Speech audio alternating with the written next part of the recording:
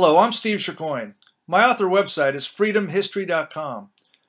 As your history tutor, I want you to get some sense of what it was like to live in the past, whether during the antebellum South, the Harlem Renaissance of the 1920s, or the Summer of Love in 1967. I will stimulate your senses and immerse you in the past. Have you listened to the music of the era? Show you a video of an interview with Beat Generation writer Jack Kerouac. Have you feel the presence of Malcolm X when he speaks? And also Richard Nixon, Dwight Eisenhower, Lyndon Johnson, and many others. History is a complex subject, and its study requires critical thinking. I will engage you in dialogue to develop your critical thinking. You'll learn to evaluate the information you have, to assess the source of that information, and determine its credibility. You'll learn to distinguish between assumption and facts, to avoid emotional reasoning or overgeneralizations. That is not history. The AP US History Test and other AP tests are shifting away from multiple choice and placing more emphasis on essays, for which you'll need to rely upon your knowledge, but also your ability to critically think, and of course your ability to write. For example, was the Civil War arguably the final stage of the American Revolution? Why or why not?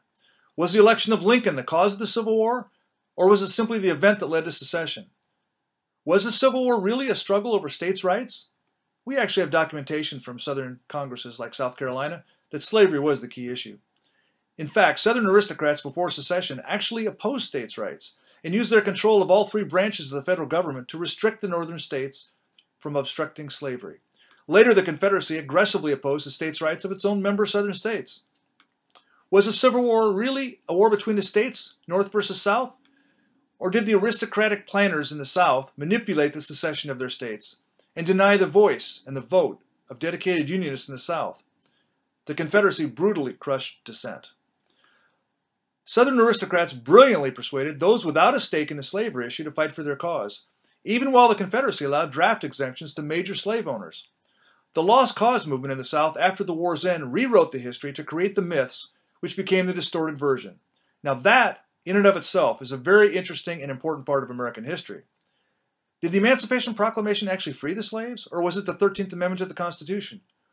Or did the slaves free themselves by their very actions, which forced the issue of their freedom into a political context? As your tutor, I will engage you and challenge you. And while I tutor you on the finer points of history, I will help you to master critical thinking. It's an essential skill for school, for your career. I hope to hear from you.